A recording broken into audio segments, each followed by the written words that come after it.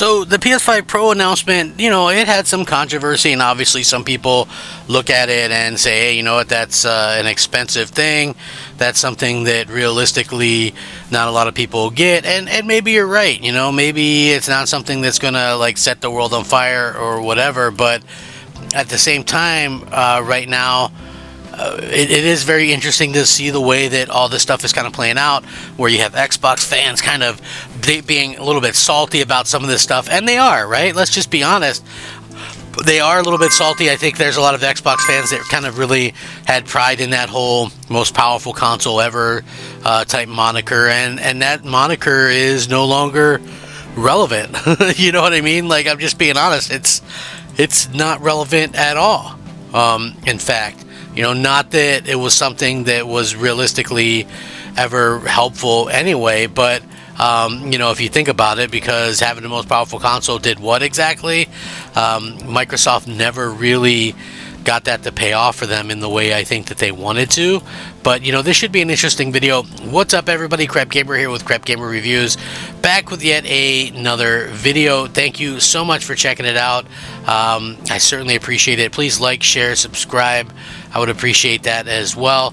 It certainly helps the channel out, and that is tremendous. That's pretty much exactly what I am looking for. So please, if you wouldn't mind doing that, would be awesome. Now, listen, we've got that news about the PlayStation 5 Pro, what they're doing. Some people were possibly left a little bit unimpressed.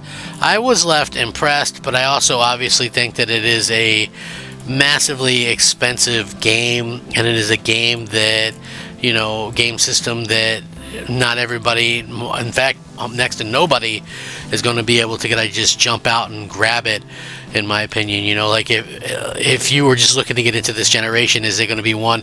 Particularly, I think the game-wise, we're kind of in this world where is there that much that's current gen only that can really, live it up? I don't know. But anyway, I'm looking at this article. It comes from CNET. They hands-on with the PS5 Pro. The console hits in November. What makes it this thing different? So they're sitting in front of an 80-inch TV playing Gran Turismo 7 in an immersive experience. It's even more realistic in 8K resolution. Stunned by the clarity of the vistas in front of me. I'm also wowed by the new 4K ray tracing mode that casts car reflections on other cars. It almost feels like I'm in a VR without the headset. He's at Sony's San Mateo PlayStation headquarters in a room full of TVs running demos of familiar games such as Ratchet & Clank and Spider-Man 2, and they're playing on the new PS5 Pro, which is arriving November 7th. Mark Cerny, Sony's lead PlayStation system architect, is talking about the demos, pointing out that the Pro upgrades compared to the standard one side by side. He's jumping back and forth and can see the difference. Everything is crisper, more fluid on both. I'd prefer to play on the PS5 Pro, but with a non-Pro PS5 available for $500 today and less likely during upcoming holiday seasons, I don't know if the sometimes subtle upgrades will be worth the price for many. The Pro is not the PlayStation 6, which likely won't be released for another 3 or 4 years, and it isn't for everyone.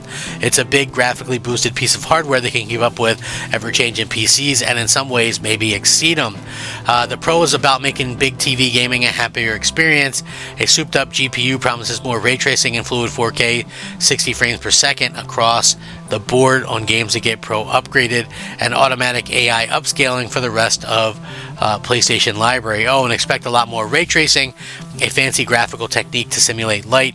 Expect games to get Pro upgraded performance extras. Sony says about 40 to 50 games will be getting patches when the system launches in November. So, that's quite a bit of games. 40 to 50 are going to have patches pretty much right away.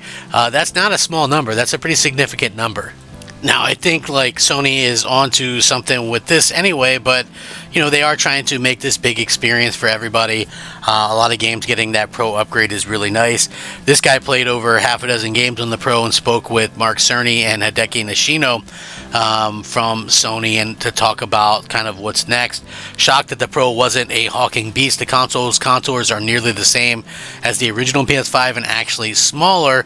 Meanwhile, the slim PS5 released last year is definitely smaller than the Pro, but the difference in size isn't massive. The biggest difference is that Sony teased in the 30th anniversary are the diagonal black rib vents across the center. These mean that the Pro is incompatible with existing PS5 console covers. The back also has an extra USB-C port instead of a USB-A, but the PS5 Pro should slot into similar shelving, just in case you were wondering about that as well. There's a larger 2TB solid-state drive, plus the same support for expanded M2 solid-state drives that you can attach an optical drive separately through the same ones that work on the new design PS5 models. You can attach one of those or buy a new one. Not having an included optical drive standard feels like a statement that downloadable games are now the standard, and the Pro's bumped up Wi-Fi 7 support should make for faster downloads if your router supports it. So everything the PS5 Pro offers is about graphics. The CPU is the same as the PS5, and so is the solid-state drive speed.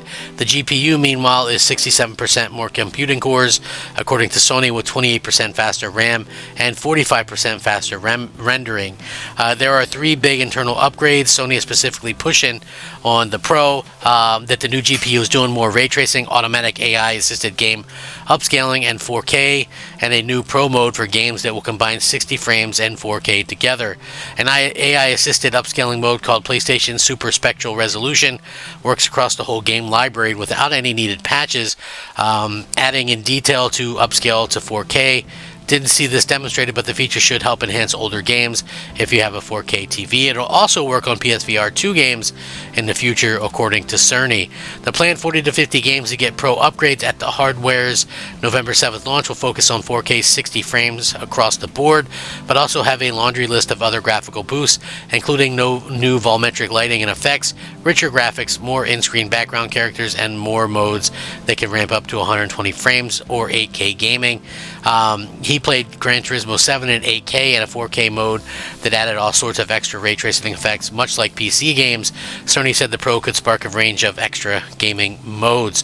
So you could see gaming modes come out of the Pro, which I think would be, pretty interesting as well. Now, TVs with variable refresh rates that can range from 40 to 120 frames are going to work with the Pro. Sony adds because games will automatically get frame rate improvements without an upgrade patch, but dedicated 120 frames mode will come too. Sony said over 25% of PS5 owners own a 120 frame rate capable TV, while around 1 in 10 PS5 players has variable refresh rate TVs. Gaming in 8K is extra fun, but it's available to an even smaller subset of existing PS5 gamers, since 8K TVs are far less common. Seeing games with 3 different PS5 Pro modes, Sony said the lineup of games upgraded for the launch as time goes by, particularly for the games which are launching after the hardware releases, increasingly get more nuanced approach where the focus is less on resolution and more about higher image quality through a variety of strategy. Sony said the process of porting over PC games is easier than it was on the PlayStation 4 Pro. He sees the PS5 Pro, much like the PS5, with an ultra-fast onboard solid-state drive as leading the way for future gaming trends. And I quote, PS5 Pro uses the new advanced ray tracing feature sets and AMD created at the next step in their roadmap architecture. If you look around, there are no other AMD GPUs that use it. We motivated the development, and I'm happy we did so. The response from developers has been great. He also sees the continuing overlap between console and PC gaming, including many of PlayStation 5's games already being available on PC as a bonus. It's specifically helping us with the Pro because the games are on high-end PCs, so they can look at what they did with several $1,000 PCs and then pick and choose what they want to bring to the Pro. So yeah, like, this sounds pretty incredible. A lot of the games that they're playing are some of the older ones like this. It says Final Fantasy VII Rebirth in particular popped compared to the fuzzier graphics on the existing PS5 version. Everything was sharper and still 60 frames per second smooth. It felt like putting new glasses on. The demo of F124 showed new ray tracing effects as well, but Gran Turismo 7 was maybe the most stunning demo of all because it added 2 new modes. 8K gameplay on an 80-inch screen made me wonder how this could be used for sim racing setups with massive displays. So again, this is pretty interesting, the way that they've kind of landed this stuff, and I do feel like, obviously people are going to feel a certain way about the Pro, and, some people are going to skip it, and some people will buy it, and, some people will trash talk it. Like, I've already seen that, a lot of kind of saltiness in general with all this stuff. But you know, when it comes down to it, I feel like people are free to kind of spend their money however they want. You know, I've always kind of felt that way. You know, if somebody wants to buy it, hey, go ahead. I haven't really made up my mind 100%. At first, I was thinking, yeah, but you know, the price point is kind of crazy. But we'll see if there's any good deals or whatever. But all this does sound pretty incredible.